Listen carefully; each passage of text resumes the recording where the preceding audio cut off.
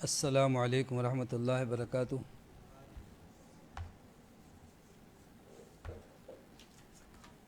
الحمد للہ رب العالمین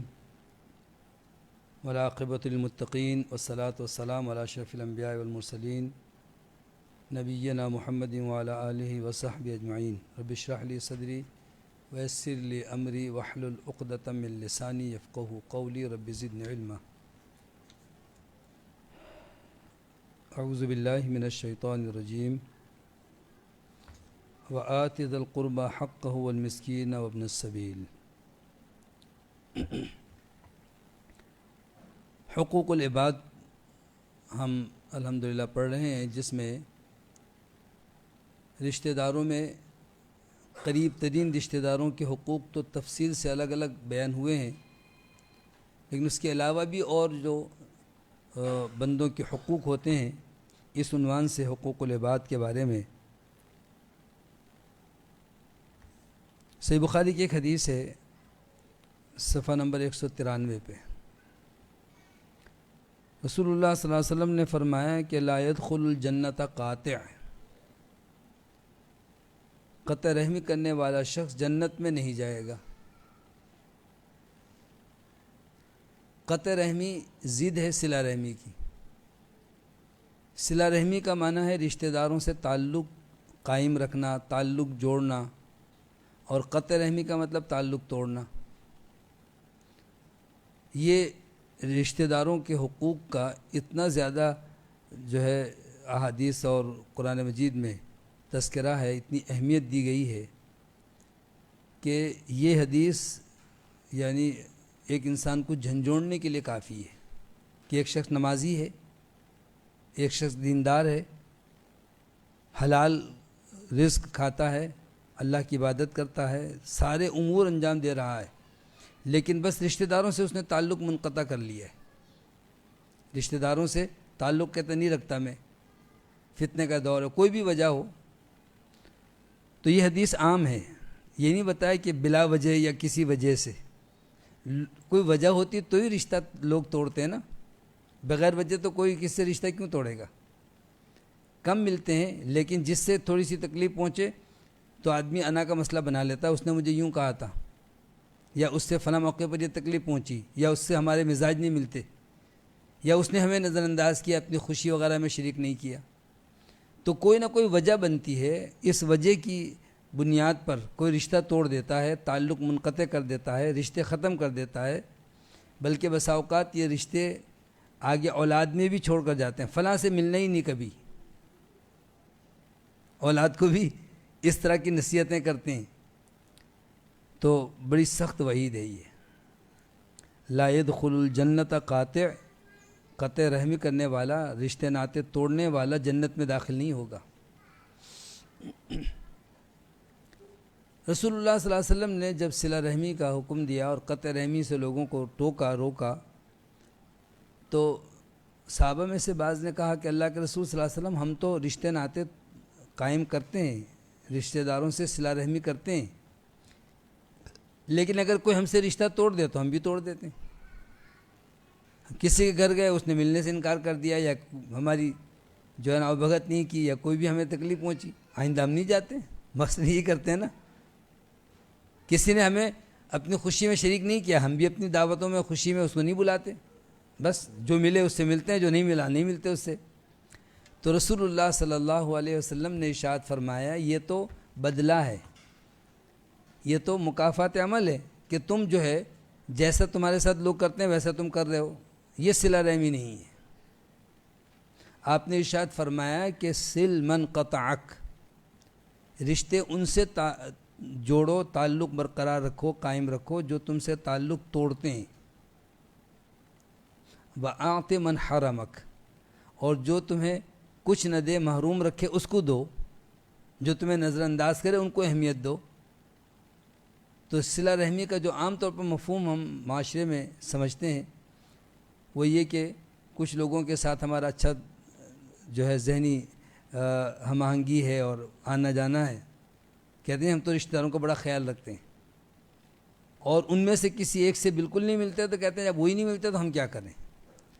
تو یہ کوئی جائز دلیل نہیں ہے، یعنی کوئی جواز نہیں بنتا کہ کوئی آپ سے نہ ملے تو آپ ملنا چھوڑ دیں۔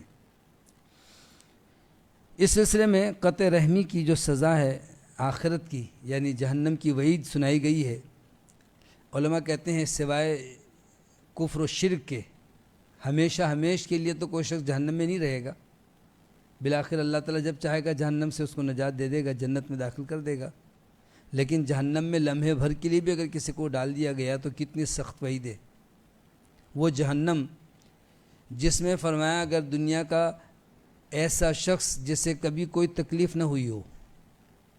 زندگی بھر اسے آرام اور سکون شاہانہ زندگی گزاری ہو، اور اسے لمحے بھر کے لیے جہنم میں داخل کر کے نکالیں گے،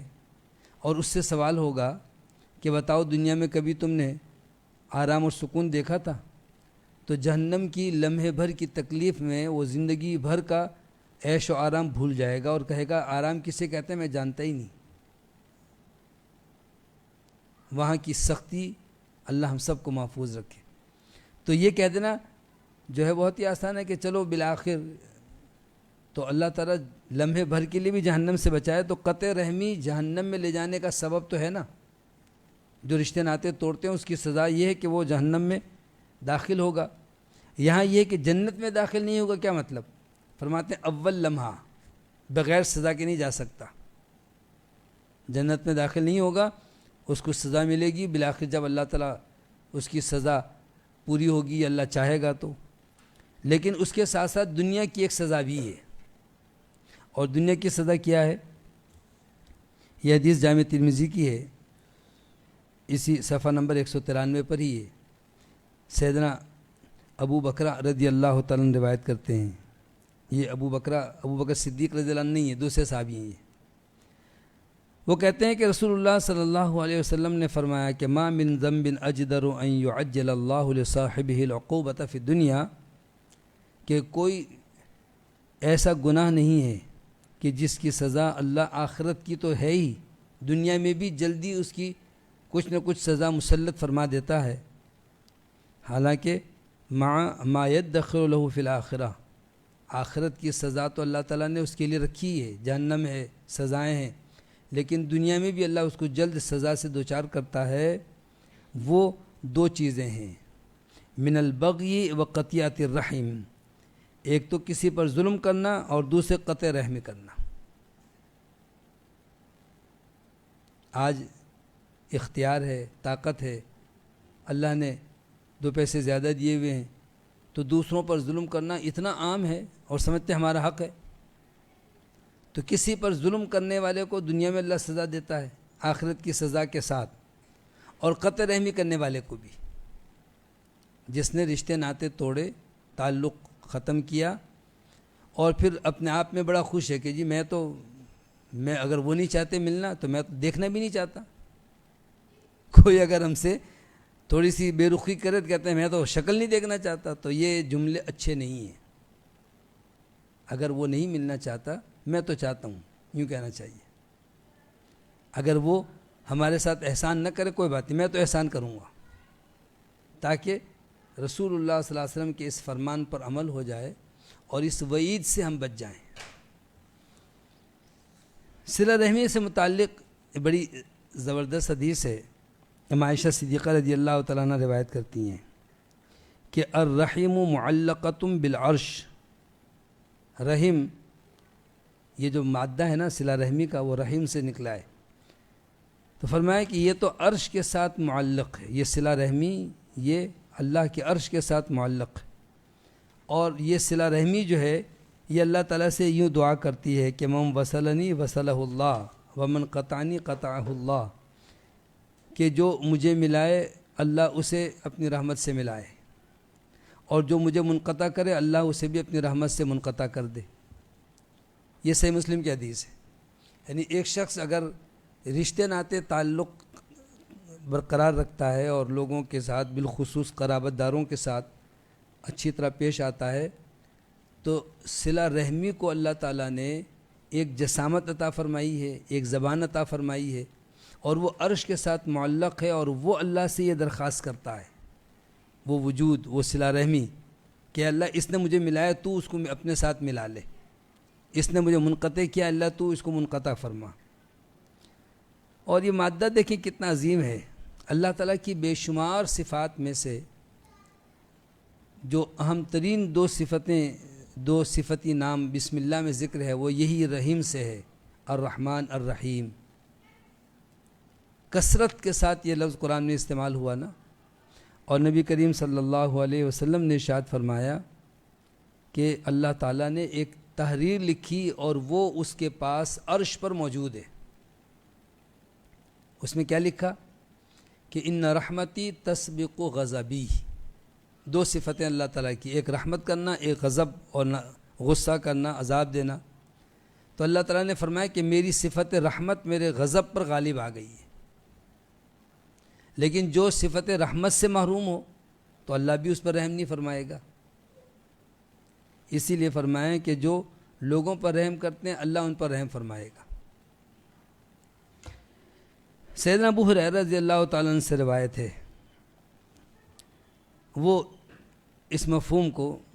کہ ایک شخص نے کہا اللہ کے رسول صلی اللہ علیہ وسلم میرے کچھ رشتہ دار ایسے ہیں کہ میں ان سے صلہ رحمی کرتا ہوں، وہ مجھ سے تعلق ختم کر لیتے ہیں، میں ان کے ساتھ حسن سلوک کرتا ہوں، وہ مجھ سے بدسلوکی کرتے ہیں، میں ان کی غلطیوں کو برداشت کرتا ہوں، وہ میرے ساتھ جہالت کا مظاہرہ کرتے ہیں۔ یعنی میں چاہتا ہوں کہ صلہ رحمی کروں، لیکن وہ تو ہر دفعہ میرے ساتھ اس کا الٹ سلوک کرتے ہیں۔ تو رسول اللہ صلی اللہ علیہ وسلم نے ارشاد فرمایا ہے کہ اگر واقعی ایسا ہے جیسے تم کہہ رہے ہو تو گویا کہ اس شخص کے منہ میں تو گرم راکھ ڈال رہا ہے، یعنی تم یوں سمجھو کہ تم نے اس کے منہ میں گرم آگ اور راکھ ڈال دی۔ جب تک تمہارا یہ طرز عمل ہے اس کے مقابلے میں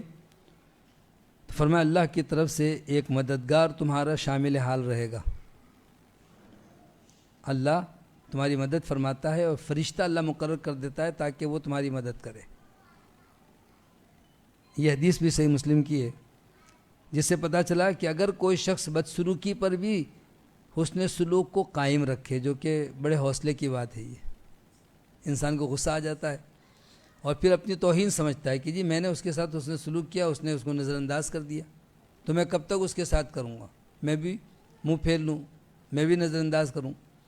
ہاں ایک صورت ہے کہ اگر اس کے شر سے بچنے کے لیے کچھ لوگ ہیں جو فتنہ و فساد کرواتے ہیں، اگر ان سے تعلق رکھیں تو وہ اور رشتہ داروں سے دشمنی کروائیں گے، وہ عیب جوئی کرتے ہیں، ٹوہ میں لگے رہتے ہیں، ایک دوسرے کے خلاف نفرتیں پھیلاتے ہیں۔ اگر ان کے شر سے بچنے کی ضرورت ہے اور اس لیے ان سے تعلق منقطع کرنا پڑے تو بھی دعا سلام ختم نہیں کرنی چاہیے، علیک سلیک کریں اور پھر آگے زیادہ موقع ہی نہ دیں، بات چیت زیادہ نہ کریں، لیکن قطع تعلق کی اجازت نہیں ہے۔ اسی لیے وہ حدیث جو پہلے ابھی مختصراً ذکر ہوئی، یہ حدیث بھی صحیح بخاری کی ہے کہ رسول اللہ صلی اللہ علیہ وسلم نے فرمایا، ایک صحابی عبداللہ بن عمرو بن عاص رضی اللہ تعالیٰ عنہ، انہوں نے وہ واقعہ ذکر کیا کہ ہمارے رشتہ داروں میں سے جو ہمارے ساتھ اچھا سلوک کرتے ہیں ہم اچھا سلوک کرتے ہیں، جو ہمیں نظر انداز کرتے ہیں ہم بھی ان کو نظر انداز کر دیتے ہیں، جو نہیں ملنا چاہتے ہم بھی نہیں ملتے۔ تو آپ نے فرمایا یہ تو بدلہ چکانے والا شخص ہے، لیس الواصل بالمکافی، بدلہ اتارنے والا شخص صلہ رحمی کرنے والا نہیں کہلائے گا۔ یہ تو بدلہ اتارا تم نے، اس نے تم کو دعوت دی، تم نے دعوت دے دی، اس نے تحفہ دیا، تم نے تحفہ دیا، اس نے تم کو بلایا، تم نے اس کو بلا دیا، اس نے تمہیں نظر انداز کیا، پھر بھی تم اس کو بلاؤ، پھر بھی تم اس کو تحفہ دو، پھر بھی اس کے ساتھ اس نے سلوک کرو، یہ ہے صلہ رحمی۔ فرمایا الواصل الذی اذا قطعت رحمہ وصلھا، صلہ رحمی کرنے والا شخص تو وہ ہے کہ جسے قطع رحمی کی جائے پھر بھی وہ رشتہ ناتوں کو جوڑتا ہے، تعلق کو قائم رکھتا ہے۔ ان حدیث سے بڑی واضح طور پر یہ بات سمجھ میں آ گئی کہ رشتے ناتے توڑنا تو بڑا آسان ہے، لیکن اس کو نبھانا مشکل ترین کام ہے، بالخصوص ایسے رشتہ داروں کے ساتھ کہ جو بدلے میں ہمارے ساتھ بدسلوکی کرتے ہیں، جو ہمارے ساتھ ناروا سلوک کرتے ہیں، نظر انداز کر دیتے ہیں۔ کہتے ہیں اتنی تاکید اس لیے کی گئی کہ اللہ رب العالمین نے ایک دوسرے کے حقوق کی ذمہ داری ہم پر عائد کر دی ہے، وہ ادا کرنا ضروری ہے۔ ہر ایک کا حق ہے۔ رشتہ دار تو بہرحال رشتہ دار ہیں، اس سے قبل آیت ہم نے پڑھی جس میں اللہ نے قریبی رشتہ دار، پھر فرمایا کہ پڑوسی، پھر فرمایا کہ پہلو کا مسافر، ہمسایہ، یعنی راستے میں کہیں جا رہے ہیں اور تھوڑی دیر کے لیے بس میں، ٹرین میں، ہوائی جہاز میں کوئی تھوڑی دیر ساتھ میں بیٹھا ہوا ہے، ایسوں کے ساتھ بھی حسن سلوک کرنے کا حکم ہے۔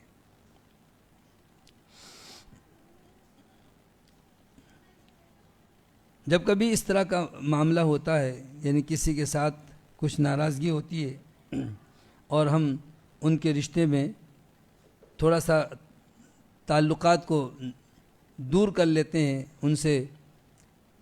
تو اس کا نتیجہ نکلتا ہے کہ جو ان کے جائز حقوق ہیں وہ بھی پھر ہم نظر انداز کر دیتے ہیں۔ مثلا چچا تایا وغیرہ ہیں، دادا کی جائیداد ہے، تقسیم ہونی ہے، جیسے ہی ان کی کسی وجہ سے آپس میں انبن ہوئی تو ان کا جو جائز حق ہے وہ بھی کہتے ہیں کون دے گا، چھوڑو۔ یہ نہیں سمجھتے کہ اب پہلے رشتے ناتے جو جوڑنے کا اللہ نے حکم دیا وہ گناہ ہوا ہے، لیکن یہ دوسرا گناہ اس سے بھی بڑا ہے کہ اس کا تھوڑا سا بھی حق اگر دبایا، فرمایا جس نے ایک بالش زمین کسی کی دبائی تو وہ 7 زمین کا طوق اپنے گلے میں اٹھائے قیامت کے دن آئے گا، یہ طوق اس کے گلے میں ڈال دیا جائے گا۔ تو اس وجہ سے رشتے ناتوں سے تعلق منقطع کرنے سے کہیں ان کے جائز حقوق میں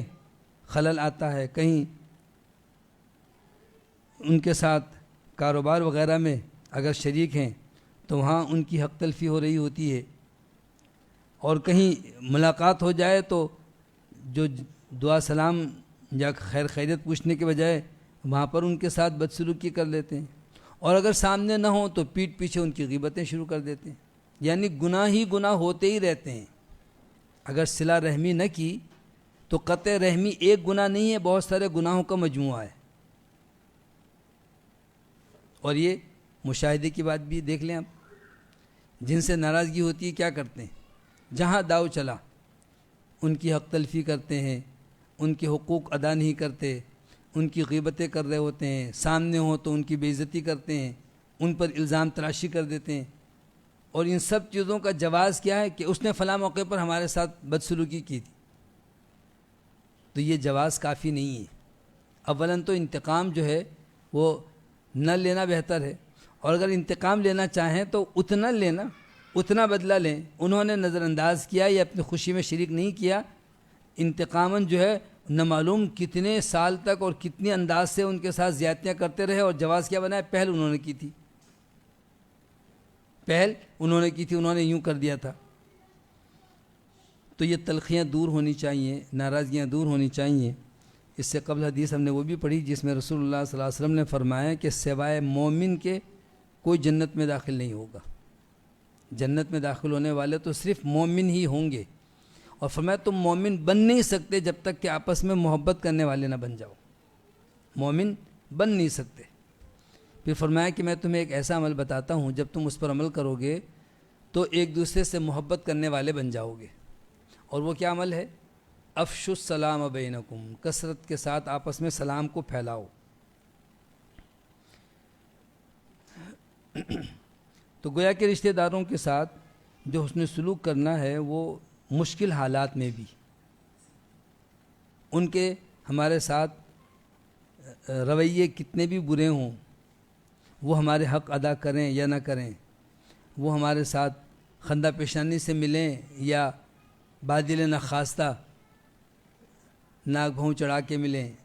نظر انداز کر دیں، کچھ بھی کریں، لیکن ہمیں رشتے ناتے ختم نہیں کرنے ہیں۔ صلہ رحمی کا یہ حکم ہے۔ اس سلسلے میں ایک بہترین واقعہ جس کا تذکرہ قرآن مجید میں ہے اور صحیح بخاری میں تفصیل کے ساتھ حدیث ہے، جب مسلمان ہجرت کر کے آئے تو زیادہ تر وہ لوگ تھے جو ظاہر کاروبار سب چھوڑ کر آئے تھے، اور مدینے میں ان کے حالات انتہائی خستہ تھے، نہ کام اپنا، نہ زمین، نہ جائیداد، کچھ بھی نہیں، ظاہر ہے ہجرت کر کے آئے تھے۔ تو رسول اللہ صلی اللہ علیہ وسلم نے انصار کے ساتھ بھائی چارہ تو قائم کر دیا اور انصار نے مدد بھی کی، لیکن پھر بھی ظاہر ہے تو انہی میں سے مصطح بن اساسہ نام کے ایک مہاجر تھے، ابوبکر صدیق رضی اللہ تعالیٰ عنہ کے قریبی رشتہ دار تھے، خالہ زاد بھائی تھے اور انتہائی غریب مہاجر تھے، ظاہر ہجرت کر کے آئے تھے۔ تو جناب صدیق رضی اللہ تعالیٰ عنہ ان کے ساتھ حسن سلوک کرتے تھے،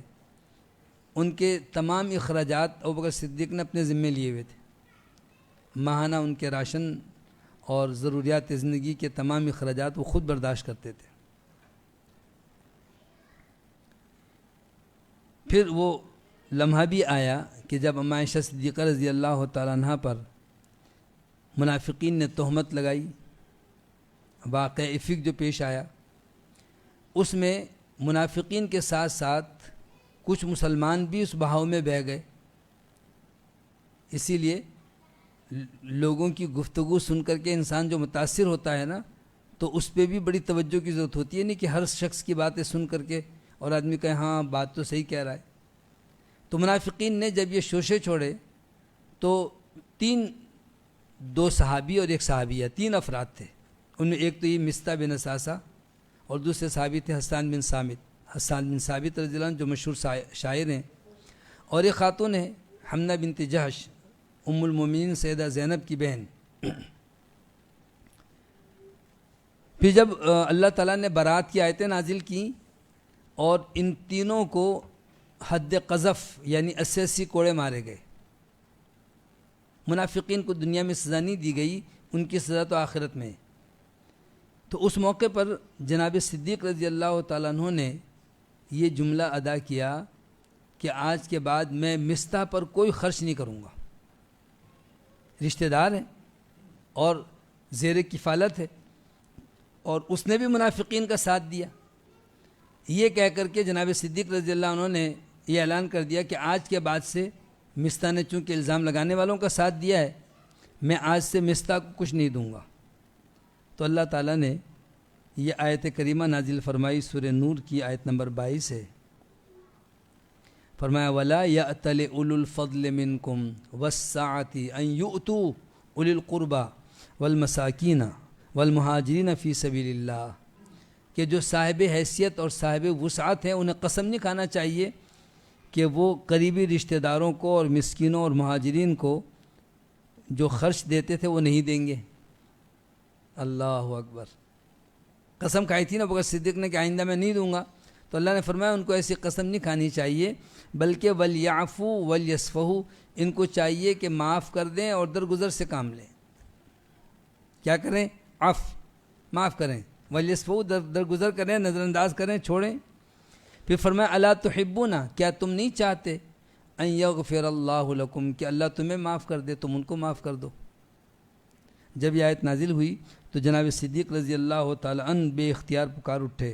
اور کہنے لگے کہ ہاں میرے رب، میں چاہتا ہوں کہ تو مجھے معاف کر دے، میں نے مصطح کو معاف کر دیا۔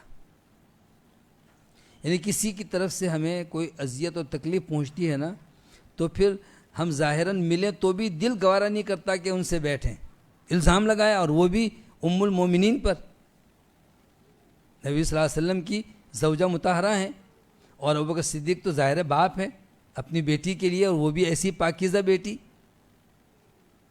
اس کے باوجود اللہ نے فرمایا کہ درگزر کریں۔ تو پتہ یہ چلا کہ جس سے ہمیں تکلیف پہنچتی ہے دل تو نہیں مانتا،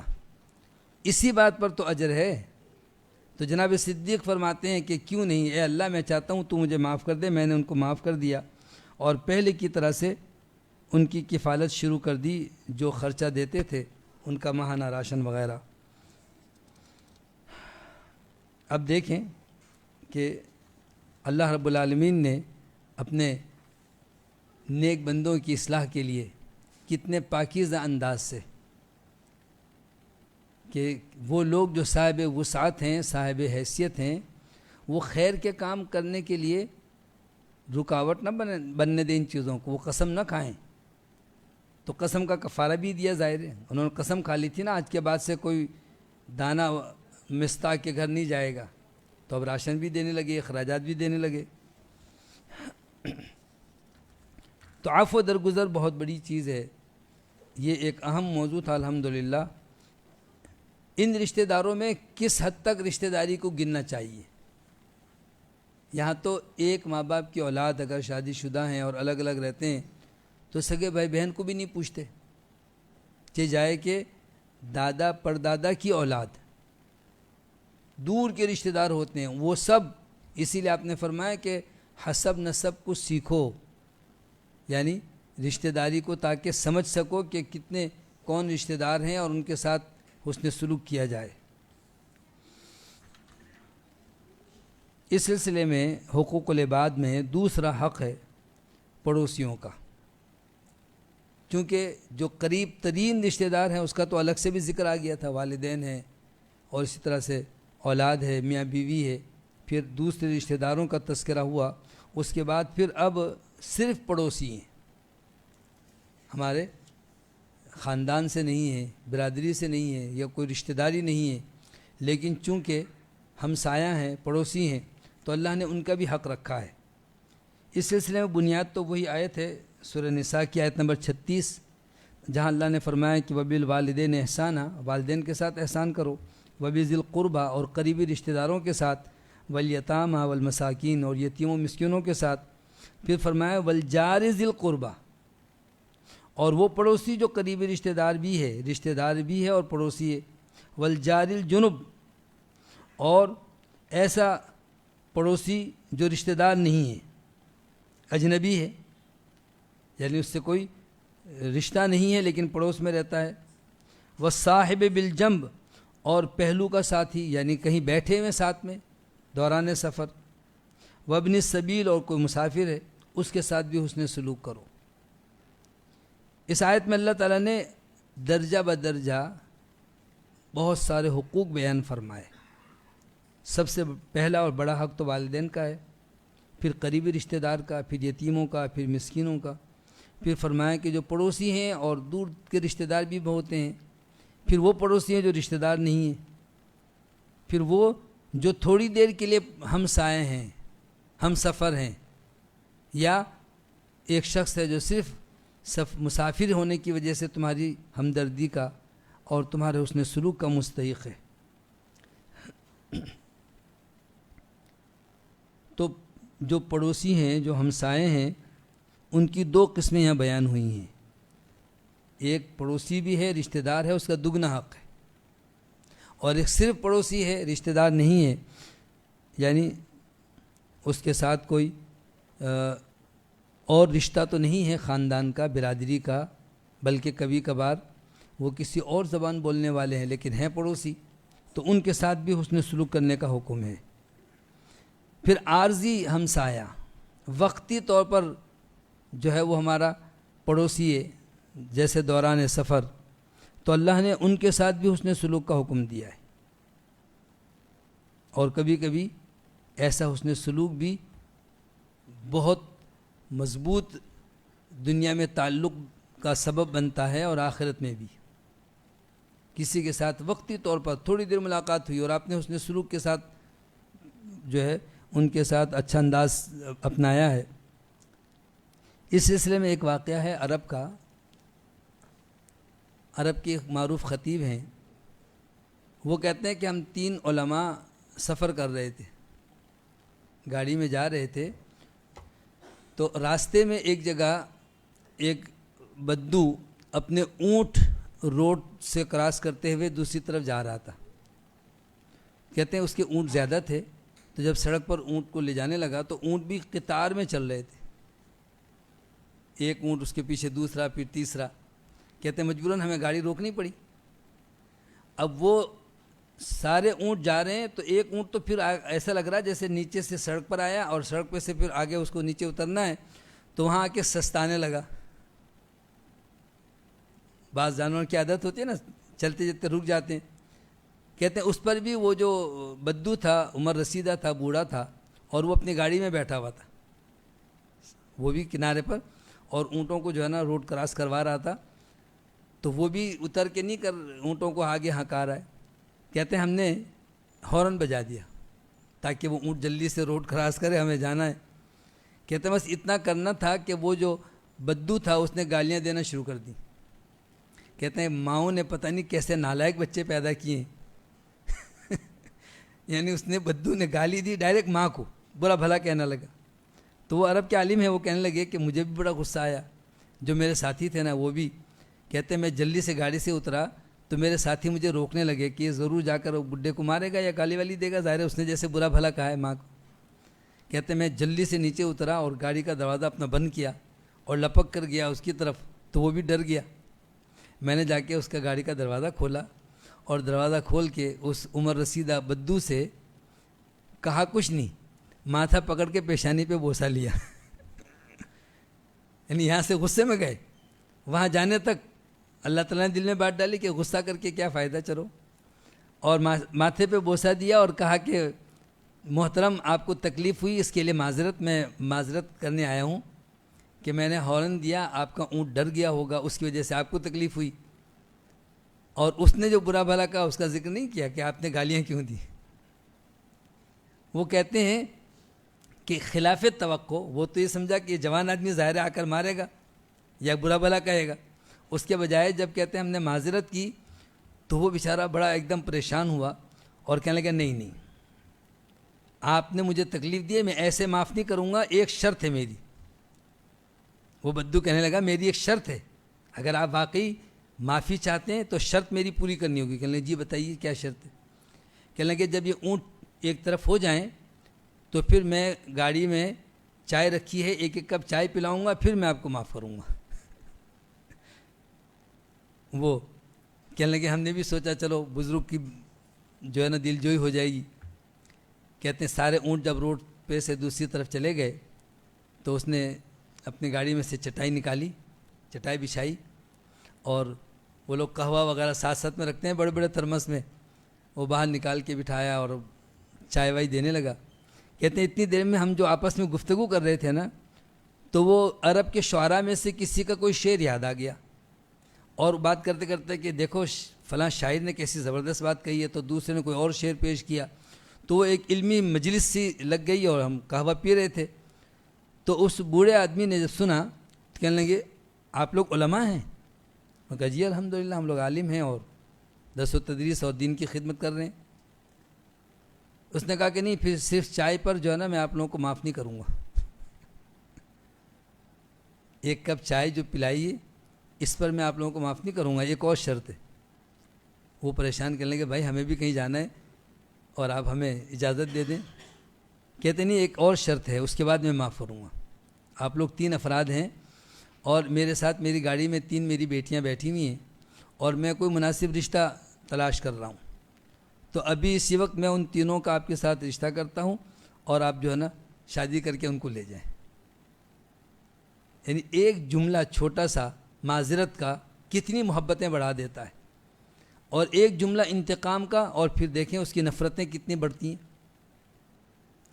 تو حسن سلوک کرنا، یہ ہمسایہ یا مسافر دیکھیں کتنی تھوڑی دیر کی بات تھی نا کہ وہ روڈ کراس کر رہے ہیں اور یہ یہاں سے اپنی گاڑی میں جا رہے ہیں. اسی لیے رسول اللہ صلی اللہ علیہ وسلم کا ایک فرمان بھی ہے، فرمایا من سرہ ان یحب اللہ ورسولہ او یحبہ اللہ ورسولہ، جو شخص یہ چاہتا ہے کہ اللہ اور اس کا رسول صلی اللہ علیہ وسلم اس سے محبت کرے یا اللہ اور اس کے رسول صلی اللہ علیہ وسلم سے یہ محبت کرے، یعنی جس کو یہ پسند ہو کہ وہ اللہ سے اس کے رسول صلی اللہ علیہ وسلم سے محبت کرے اور اللہ کے رسول صلی اللہ علیہ وسلم اس سے محبت کرے،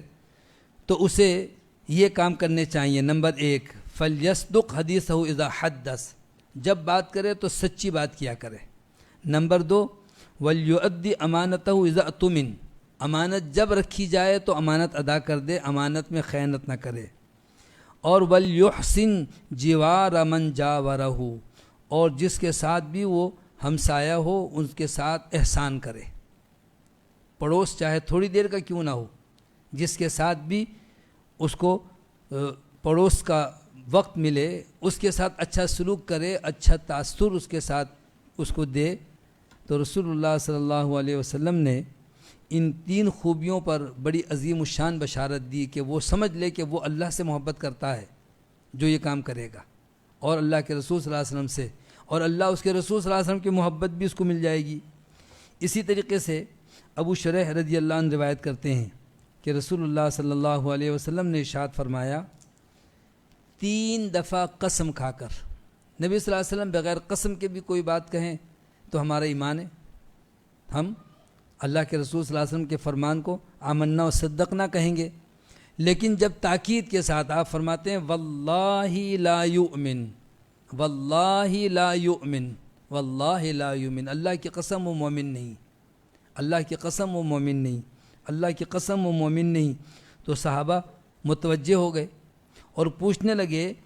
کہ من یا رسول اللہ کے رسول صلی اللہ علیہ وسلم کون؟ جس شخص کے متعلق آپ کہتے ہیں وہ اللہ کی قسم مومن نہیں ہے، وہ کون شخص ہے؟ تو آپ نے فرمایا کہ الذی لا یأمن جارہ بوائقہ، وہ شخص کہ جس کی ایذا رسانی سے اس کے پڑوسی محفوظ نہ ہوں، جس کی تکلیفوں سے اس کے پڑوسی محفوظ نہ ہوں، وہ مومن نہیں ہے۔ یہ تو اتنی عام سی بات ہے کہ ہماری طرف سے پڑوسی کو تکلیف ہو رہی ہے تو ہوتی رہے۔ پڑوسی سے مراد یہ نہیں کہ صرف پڑوس میں، بلکہ محلے دار، آس پاس میں جتنے بھی لوگ رہتے ہیں، کہیں اگر ہمارے گھر سے کہیں نالی بند ہے، پانی بہہ رہا ہے، سڑکوں پر گزرنے والوں کو تکلیف ہو رہی ہے، تو یہ پڑوسیوں کو تکلیف تو ہے۔ کہیں بلڈنگ میں رہتے ہیں اور اوپر سے چھت ٹپک رہی ہے اور نیچے والے کہہ رہے ہیں جی آپ اپنی بنوا دیں، آپ کی جو ہے نا چھت لیک کری، کہ جی ہمیں تو کوئی تکلیف نہیں۔ تو جہاں ہماری وجہ سے کسی کو بھی تکلیف پہنچ رہی ہو اور ہم اس پر توجہ نہیں دیتے، تو رسول اللہ صلی اللہ علیہ وسلم نے فرمایا جس کی اذیت سے پڑوسی محفوظ نہ ہو وہ مومن نہیں ہے۔ ایک اور روایت میں یہ الفاظ ہیں جو انس رضی اللہ تعالیٰ عنہ روایت کرتے ہیں کہ رسول اللہ صلی اللہ علیہ وسلم نے فرمایا والذی نفسی بیدی، اس ذات کی قسم جس کے ہاتھ میں میری جان ہے، لا یؤمن عبد حتی یحب لجارہ ما یحب لنفسی، کہ کوئی شخص مومن نہیں ہو سکتا جب تک کہ اپنے پڑوسیوں کے لیے وہی کچھ پسند نہ کرے جو اپنے لیے پسند کرتا ہے۔ جس طرح ایک مسلمان دوسرے مسلمان کے لیے، اسی طرح پڑوسی کے لیے بھی، یعنی جو اذیت اور تکلیف اگر اسے دی جائے، اسے ناگوار گزرے، تو پڑوسی کے لیے بھی سمجھے کہ اس کو بھی تکلیف ہو رہی ہوگی۔ مثلا رات کے وقت اگر کوئی کام کر رہا ہو اور ٹھوک ٹھاک کر رہا ہو اور ہماری نیند خراب ہو، کتنی اذیت ہوگی۔ یہی کام اگر ہم کرنے لگ جائیں تو پڑوسی کے لیے بھی وہی پسند کرے نا، کہ کوئی بیمار ہے، کوئی سویا ہوا ہے، کوئی بچے اٹھ جائیں گے۔ تو تمام معاملات میں فرمایا پڑوسی کے لیے جو اپنے لیے پسند کرتا ہے، اگر وہی پڑوسی کے لیے پسند نہیں کرتا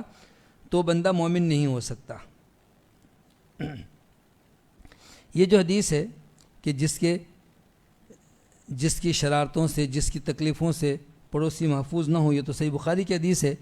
اور یہ دوسری حدیث صحیح مسلم کی ہے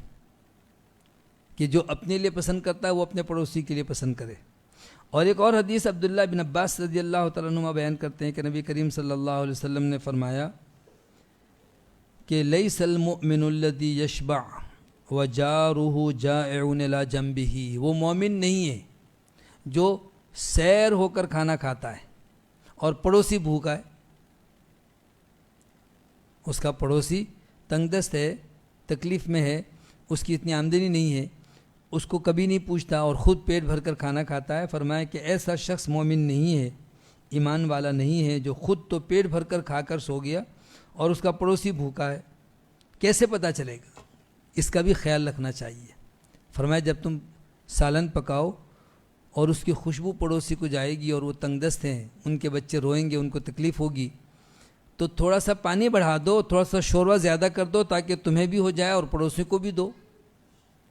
کوئی نیا پھل لے کے آئے تو اس میں بھی اسی طریقے سے فرمایا پڑوسی کو بھی دو، ان کے بچوں کو بھی دو۔ سیدنا ابو ہریرہ رضی اللہ تعالیٰ عنہ سے ایک روایت ہے کہ رسول اللہ صلی اللہ علیہ وسلم نے بالخصوص خواتین کو مخاطب کرتے ہوئے فرمایا، چونکہ یہ پڑوسی کے ساتھ حسن سلوک کرنے میں خواتین کا اہم کردار ہوتا ہے۔ اگر وہ چاہتی ہیں تو کھانا اس طرح سے بنائیں گی کہ گھر والوں کو بھی ہو جائے، کچھ پڑوس میں بھی بھجوا دیں۔ وہ کہیں گے ہمارے لیے پورا نہیں ہے، مجھے کیا پتہ تھا آپ دیں گے۔ اگر وہ نہ چاہے تو مرد کیسے کر سکتا ہے؟ تو آپ نے عورتوں کو بالخصوص خطاب کیا. یہ حدیث بھی صحیح بخاری کی ہے. فرمایا یا نساء مسلمات، اے مسلمان عورتوں، لا تحقرن جارۃ لجارتها، کہ کوئی پڑوسن اپنے پڑوسن کے تحفے کو حقیر نہ سمجھے. ولو فرسن شات، اگرچہ وہ بکری کا کھر یعنی پایا اتنا سا وہ بھیجے تو اسے بھی خوش دلی سے قبول کرو اور تم بھی اس کو تحفے تحائف دو. کہیں سے تحفہ آتا ہے تو یہ کیا دیا، اس کی یہ کوئی حیثیت ہے، یہ کوئی دینے کی چیز ہے؟ تو فرمایا ایسا نہ کرو، اس کی حیثیت کے مطابق اس نے جو بھی دیا، چاہے چھوٹا سا معمولی سا کیوں نہ ہو، اس کو قبول کرو اور تم بھی اسی طریقے سے ان کو تحفے تحائف دو. تو بڑی ہی تاکید ہے، اتنی تاکید ہے کہ سیدنا عبداللہ بن عمرو ابن عاص رضی اللہ عنہ کہتے ہیں کہ نبی کریم صلی اللہ علیہ وسلم نے فرمایا کہ خیر الجیران عند اللہ خیرہم لجارہ، اچھے پڑوسی وہ ہیں جو پڑوسیوں کے لیے اچھے ہوتے ہیں. جو پڑوسیوں کے لیے اچھے ہیں وہ اللہ کے نزدیک بہترین لوگ ہیں، یعنی ان کے ساتھ اچھا سلوک کرنے والے، جس سے پڑوسی کہتے ہیں ماشاءاللہ یہ سب کا خیال رکھتے ہیں، ان سے کسی کو تکلیف نہیں ہے، ان کی عادتوں سے یا ان کے طور طریقے سے، ان کے اٹھنے بیٹھنے رہنے سہنے سے آنے جانے سے. عائشہ صدیقہ رضی اللہ تعالیٰ عنہ کہتی ہیں، صحیح بخاری کی حدیث ہے کہ رسول اللہ صلی اللہ علیہ وسلم نے ایک موقع پر ارشاد فرمایا کہ جبرائیل جب بھی آتے مجھے پڑوسیوں کے ساتھ حسن سلوک کی تاکید کرتے تھے، یہاں تک کہ مجھے یہ خیال پیدا ہوا کہ عنقریب وراثت میں بھی پڑوسیوں کا حق مقرر ہو جائے گا. یعنی اتنی تاکید کرتے تھے جبرائیل، جب بھی آتے تو کہتے پڑوسی کے ساتھ حسن سلوک کریں. تو میں سمجھا کہ شاید یہ تمہید ہے، آگے چل کے یہ بھی کہا جائے گا کہ وراثت میں جہاں اولاد کا اور ماں باپ کا اور جو ہے میاں بیوی کا ایک دوسرے کے مال میں حق ہوتا ہے، وہیں شاید یہ بھی حکم ہوگا کہ پڑوسیوں کو بھی وراثت میں دو. اگرچہ وراثت میں پڑوسی کا حق نہیں ہے، لیکن اتنی تاکید رسول اللہ صلی اللہ علیہ وسلم فرماتے ہیں کہ جبرائیل نے کی کہ میں یہ سمجھا. یہ مضمون ابھی طویل ہے، انشاءاللہ اگلی نشست میں اس کو مکمل کریں گے. اور اس سلسلے میں ہمارے جو مشاہدات ہیں اس کو بھی ہم چاہتے ہیں کہ اگر کوئی اس میں سوال کی صورت میں اپنے تجربات کی شکل میں کچھ پیش کرنا چاہیں تو. پڑوسی کے حقوق کے سلسلے میں کوئی بات؟